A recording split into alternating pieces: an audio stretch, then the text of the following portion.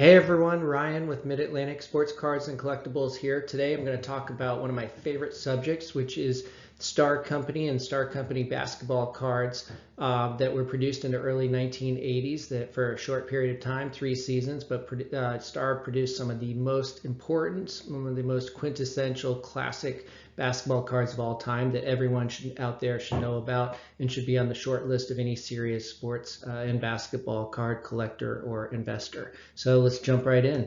Okay, so in the 1970s, basically 1969 until the end of the 81-82 NBA season, basketball cards were produced primarily by Topps. Their contract lapsed at the end of the 81-82 season, and actually for a year, no one was producing basketball cards. As a result, you didn't get rookie cards for some of the players that came out at that time, including James Worthy and Dominique Wilkins and Terry Cummings, whose cards wouldn't be produced until the following year. So for the 83-84 season, Star Company, which was a small company just outside of Philadelphia, Pennsylvania, obtained the contract to produce NBA cards, and they did so for the following 3 years. So what was kind of unique about Star Company, among a lot of things were unique, but they rather than producing wax packs and cards that were randomly packed in and available in retail outlets like drugstores or any kind of retail outlets,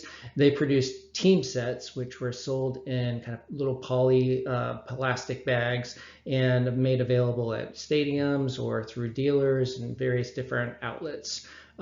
They produced a total of 1,386 cards over those 3 seasons, which is quite a large number relative to what other card producers were doing. For example, the 86 Fleer set only has 132 cards and 11 stickers. So the Star cards were really deep in terms of the depth they went into in the league and in the teams and in the players.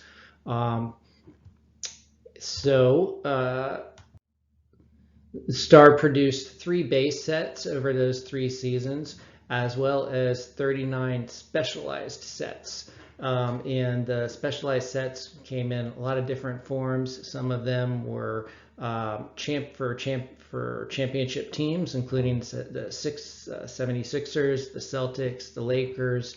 They also produced subsets for legendary players like Larry Bird, Dr. J, Kareem Abdul-Jabbar, and Michael Jordan. They produced a number of All-Star Game related sets, as well as 14 specialized subsets for things like the last 11 Rookies of the Year, coaches, court kings. And then they also produced some larger 5x7 cards. And I'm going to show you throughout this kind of presentations a few of those cards that they produced. This is one of my absolute favorites. It was done in conjunction with the 1985 Slam Dunk contest. It is a checklist card that includes the number of players, including Michael Jordan, Clyde Drexler, Dominique Wilkins, Dr.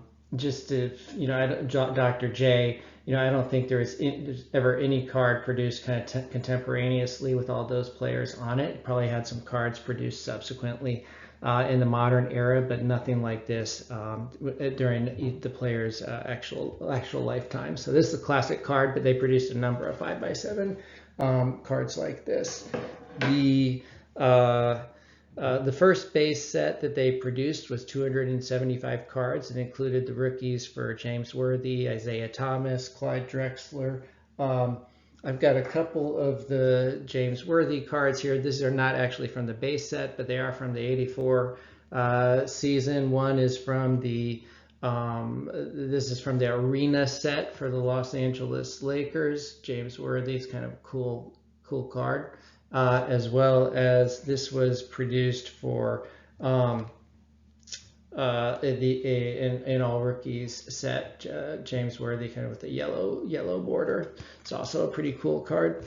The first cards ever produced, NBA cards ever produced by Star, was its 1983-84 All-Star Game set. And I've got one of those I wanted to show you too. This is Kareem Abdul-Jabbar. It was a 32 card set. The last two cards weren't numbered. This one's kind of interesting because it actually has this offer on the back for you send this in or send in $10 and we'll send you a uncut sheet with 2 full sets of the All-Star for that All-Star set, so 64 cards. You could have gotten for $10, pretty good deal at the time from Star. As I mentioned, they put out a number of specialized subsets. This is one, the 1984 Star Awards Banquet. I really like this card. You know, they did a number of kind of unique cards. They do obviously individual players, but they do things like this where you've got 5 different players on the same card. You got like let's see, Larry Bird, Kareem Abdul-Jabbar, Magic Johnson, Isaiah Thomas, and I think that's Bernard King is the New York Knick. So this was from the NBA All NBA team for the 84 season. So as I mentioned, 3 base sets, 39 specialized sets. The print run estimates for the Star cards are really, really small compared to anything else that was produced really even before or after this in any kind of national scale. So you had some sets like a 4-card Best of the Old set, I believe it was, that had just 4 cards, and the print estimate for that was 440, going all the way up to 15,000 for that first 83-84 NBA All-Star team. The last set produced by Star was in 1986. It was a 10-card subset for Michael Jordan. Which is very sought after. The cards are quite popular, as you might imagine. Anything with Michael Jordan is. It was still obviously very early in his career. He was just a few years in, but it kind of tracked through his tenure in the NBA up until that point. So, for example, this card's got a card from the 1986 playoffs. We've got one that showed career highlights on the back. Jordan card. I like this card a lot. This is him as an Olympian in 1984, which is also pretty cool. And several others. They all have that red border, black print. Kind of all-star cards kind of come in that same basic format of a Star logo up in the upper right, along with a year next to it, and then on the bottom left a team logo, or sometimes a sponsor, like if it was produced in conjunction with a food or beverage company, or sometimes it would, for some sets, they'd have other things down at the bottom, which we'll talk a little bit more about. So what really makes Star just really sought after is this was seriously a very major glory golden age of the NBA. You had the NBA kind of coming into the 1980s. In the 70s, the style had been very much kind of a half court, big man dominated league. Didn't nearly have as much kind of crowd appeal, fan appeal as it gained in the early 1980s, particularly with the emergence of Showtime in Los Angeles and the fast break LA Lakers and Magic Johnson, and probably one of the greatest rivalries of all time, the Los Angeles Lakers and Boston Celtics rivalry of the early 1980s. So you had that going on, and then of course you had the emergence of the greatest player of all time, Michael Jordan, who also emerged onto the scene in the early 1980s. So during this 3-year period in which Star was producing cards, you had the very first cards of James Worthy, Isaiah Thomas, Clyde Drexler, Dominique Wilkins, Michael Jordan, Charles Barkley, John Stockton. John Stockton, by the way, Fleer didn't even get around to him until 1988-89. They didn't produce a John Stockton card in their first 2 sets, but Star had him included in the 85-86 season, and so that was his first NBA card. Akeem Olajuwon and Patrick Ewing. The 83-84 base set, as I mentioned, had 275 cards. So there were 23 teams at the time, so that was about 12 deep in terms of players per team, which was twice as much as what Fleer did in 1986, where they had 132 cards, less than six players per team. So it was very deep. Same thing with the 84, 85 base set. They did 288 cards, and then 172 in the final year, 85, 86. That second base set is probably the most popular of all of them, the 84, 85, because it's got the Jordan rookie. So Michael Jordan had 3 cards produced in their first base set in 1984, 85.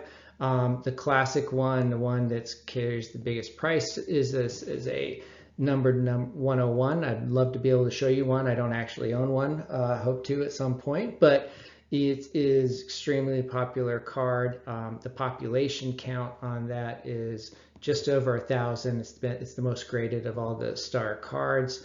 And there are 2 other cards, one for Olympic gold medalists and another one for being a rookie of the year that were produced, and that are very, very popular cards. Let's see. So there were a total over these 3 years of 25 Michael Jordan cards. A lot of people, a lot of collectors out there try to acquire all of them, if not all star cards altogether. They're by far the player that attracts the most attention and where most of the focus is with the star cards is the Jordan cards. I showed you several from the 86 10 card subset that's devoted just to Michael Jordan, but then he appears in a lot of different sets, and we'll go through some of those. One of which is a all-star set that was produced and I guess sponsored by Miller Lite. This is the card. There is a very similar card, same photo, that is used in a Crunch and Munch set has a yellow border. That's also quite popular. There was a Gatorade Slam Dunk Contest set that has green borders, also quite popular. This is the Jordan card there. This is another one of the subsets. This was for the last 11 rookies of the year. This one has a white border and blue letters. You have to watch out because there are some later kind of unlicensed backdated cards that are similar to these but have a red lettering that don't have value because they were unlicensed at the time. He also appeared in an all-rookie team set, 85-86. This is that particular card. And there was a set, Best of the New, which I think is a pretty cool looking card, kind of unique. It's got like the light blue border to it and the yellow print. Court Kings set was a very large, probably I think the largest subset that Star produced. It was a yellow border set in 1986 that included a lot of the NBA's best players at the time, including Jordan. These subsets would come out with their own particular checklist. They're kind of cool, I think. So you got cards like they'd come out in the bag sets, and they would have these checklist cards like the Crunch and Munch, and they'd have the different players' names, who's included in the set on the back. I've got them for like the Gatorade set as well as the Miller Lite set. So there is a lot written, there's a lot of controversy, a lot of kind of misinformation out there about Star Company. It's contributed to kind of, I think, holding back some of the value of the cards. And I want to talk a little bit about those. So there's a few causes, a few things related to the controversy here. The most important is that in the 1990s, the owner of Star produced unlicensed cards. He no longer had a NBA license at that point. He produced unlicensed cards. They were backdated, although they were produced in 1997, they were backdated back to 85, 84, 86 period of time. And then they were actually sold, I wrote HSN, it's not HSN, it was Shop at Home Network. Here, Shop at Home was a network, no longer exists, but especially it was a TV network that did a lot of collectibles for people to buy from home, watching the television set. And that screenshot you see there is a screenshot from the Shop at Home, one of the Shop at Home episodes in which these cards were being marketed. So that generated, understandably, a lot of controversy, and also creates a lot of confusion because those still pop up from time to time on eBay and other outlets and are kind of sold to kind of unsuspecting buyers. They do look like just normal star cards, but but they're different sets altogether and they have different features. So for example, some of the ones you want to look out for there's an 84-85 Olympic gold medalist set that includes Jordan. There's an 84-85 Bulls Arena set. This is one of the team sets that supposedly was sold in the arenas, but that set was not. There's an 84-85 All Rookie set with blue borders, whereas the All Rookie set should have a red border. I think I showed you that Jordan card earlier. There is a Miller Lite set with white borders that was unlicensed. Those are part of those. And then there are others. There's an Orange Crunch and Much set that had an 86 date instead of 85. There is a Rookies of the Year, last 11 Rookies of the Year set with a white border and red letters. They should be blue letters. So that's one of the reasons for the controversy. The other are Type 2 cards, or that's what they're commonly referred to by sports or by star collectors, which supposedly, and at least this is what's been predominantly written about, or been kind of the general assumption out there, is that there are cards that were produced contemporaneously with the star cards but were not actually distributed, that were held back and have some differences or didn't meet the same production quality and got out onto the market later. Some of those cards were graded by grading companies, which they feel was in hindsight was a mistake and led to companies like PSA pulling out of grading star cards altogether. So as a result, you have very limited options for grading star cards. The main one is Beckett, or BGS, which started grading them in the late 2000s. I think around 2007 or 2008, and so you notice that most of the graded cards, which I held up, they're all Beckett. HGA has also done, I believe, some star grading, although they've made some mistakes. I know that they have, or at least I've seen photos of some of an unlicensed card in an HGA slab. So my recommendation there is focus on if you're buying star cards and you're not that familiar with them, go for the Beckett graded versions. The population counts for star cards are up quite a bit in just the last 2 years. So for example, the Michael Jordan 101 has gone from 810 in April 2020 to 1,072 in April 2022. And the population increases are not limited to the Jordans. The Barkley, his rookie card, 84-85, has gone from 490 to 646 in the last couple of years. So, these are cards that have been around for almost 40 years, but suddenly in the last couple of years, their value is really taking off, and there's a lot more showing up in the population counts. So, that's something to be aware of when kind of getting into the star market, if that's a cause for concern.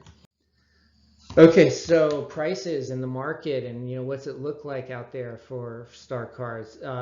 Bottom line here is it's massive volatility. I guess that's not really uncommon. We've certainly seen that for a lot of basketball cards and a lot of Jordans, and we saw a massive run up and then big fall. So I've got a few statistics here in this regard. So the most common and popular card being the Michael Jordan 101 from the 84-85 set. 2 years ago, April 2020, you could purchase a Beckett graded 8.5, 8.5 for 10 to 15,000. Just 1 year later, April 2021, those are going for in the $75,000 to $90,000 range. So really shot up in just that year during the pandemic. But it came back down big time over the last year. So since 2020, between 2021 and 2022, it's fallen back to about in the range of 30 to 35,000. You can probably find exceptions to this, on the higher side or on the or on the lower side, but that's based on my research, which I think is pretty decent research about where the market stands. I think it's stabilized. My sense, watching prices in recent weeks and months, is that it really has stabilized at around this 30 to 35,000 mark. So, it's still significantly higher than where it was 2 years ago. Of course, if you bought a card at the peak a year ago, for 75,000, you're probably not very happy right now. But if you've been in this market for a while, these cards have gone more than doubled in just a couple years' time.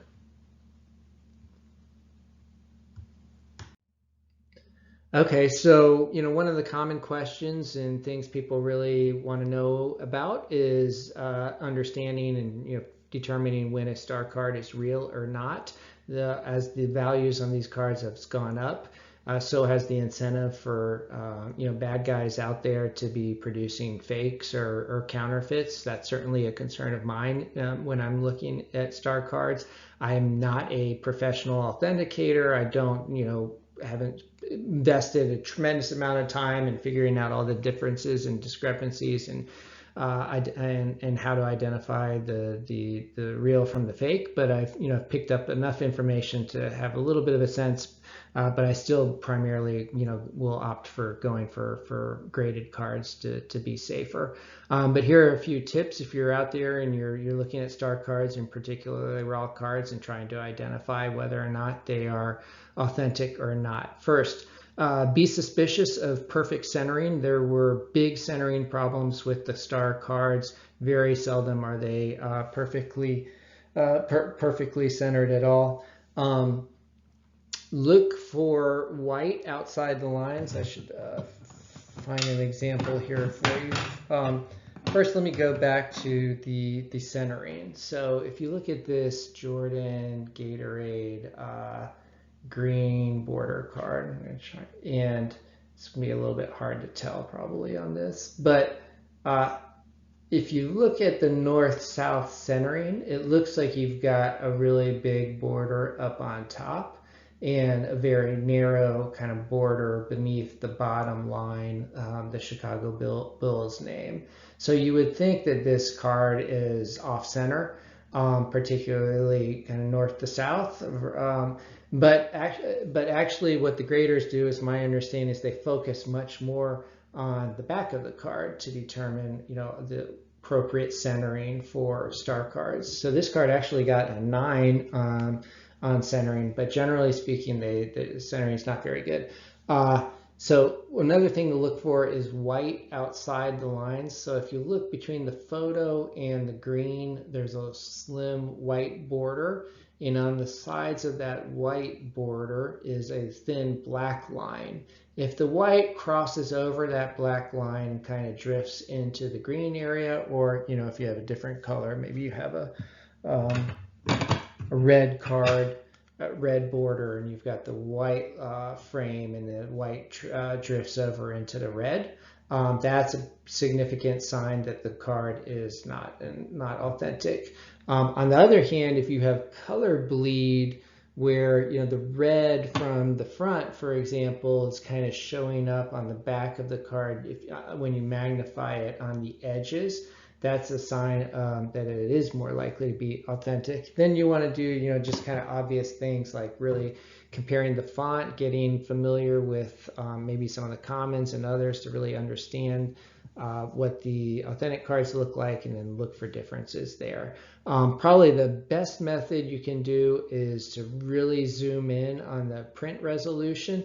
So if you happen to have like a microscope or ability to get 100 times zoom resolution on these cards, one of the things you want to really look for are fuzzy dots, kind of stragglers of print they go outside of the lines of the text. And this is essentially what happens if someone's using like a laser printer or an inkjet printer or a photocopier. What happens is the toner, the pigment, the ink is getting fused to the paper, and that's powder and dust form, and then the heat fuses it to the paper. But you will often get a lot of stragglers and dots and ink that kind of goes outside of the lines that you can see when you really zoom in. That's a bad sign. So the cards themselves have much higher quality printing and don't have that type of fuzziness when you really zoom in on them. And then we talked about the centering and how that's really kind of key with the grading. Okay, so that's just kind of a brief kind of introduction to star cards. A lot of real enthusiasts out there that recognize that this is really a glory age for the NBA. These are cards that really kind of help bridge the period between the vintage era. You look at the 70s Topps cards; they have a very different kind of unique 70s feel to them. And then of course you got the modern era shiny inserts and foils and refractors and that kind of stuff. To me, that's all kind of manufactured scarcity, where the manufacturers are deliberately doing one of 10s or one of 25s to really try and drive up values. But star cards are just naturally scarce. So they were produced in very small quantities, and they are the first cards out there for players that were just legendary players in the NBA. And it's a period of time when the NBA really took off. So some great resources out there. There is a website that has information on absolutely every set, every subset, every card basically produced by Star. A lot of frequently asked questions and a lot of additional information on the unlicensed sets that were produced, the Type 2s and others, and that's basketballgold.com. That's a great resource for learning more about Star. There's also a Facebook group which has really taken off because there are a number of people out there like myself that are really big and into Star cards. It's up to I think about 1,500 or so members at this point. It's a very active group, and I found that they are very happy to kind of weigh in on questions of authenticity. If you want to post pictures, just obviously try to get as good quality pictures as possible, and people in that group will not hesitate to give you their kind of opinion or 2 cents on the authenticity of cards. And then it's also like just a wealth of other information, and there's a lot about buying and selling in that group as well. Of course, check out the Beckett population report. Nice thing about Star cards is you don't have to look at population reports for multiple different graders because there's only one major grader that grades them. So basically you go one place, one-stop shopping to understand kind of the market and the populations out there for Star cards.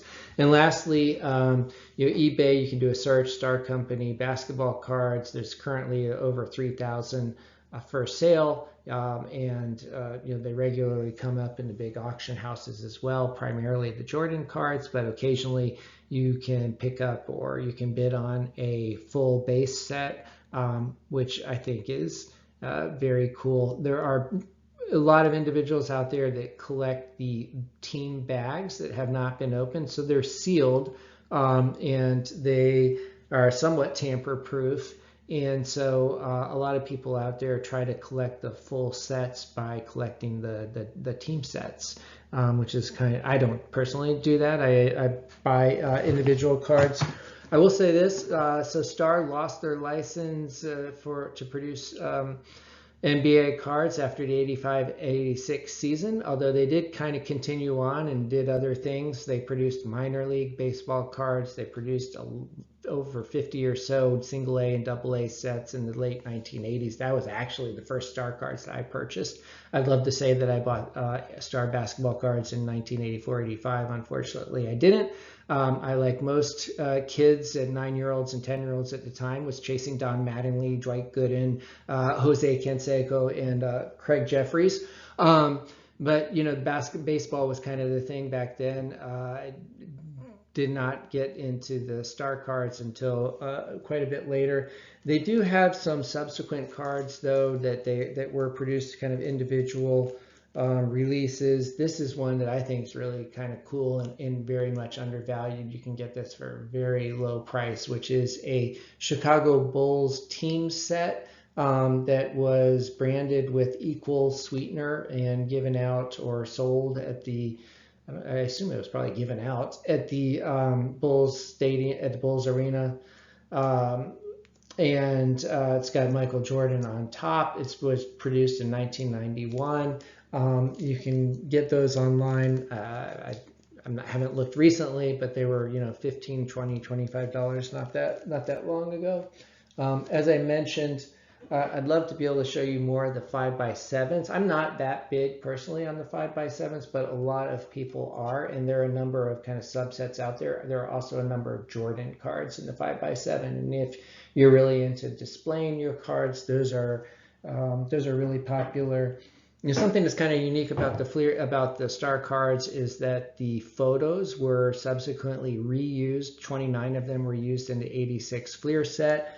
You'll also see just in Star itself that a lot of the photos actually get reused in different sets. So you've got the 76ers with Moses Malone, and then you've got kind of the same photo reappearing with him in the Crunch and Munch set. And so some of the subsets that were produced, there's a Larry Bird set, I think I mentioned, a lot of All-Star sets.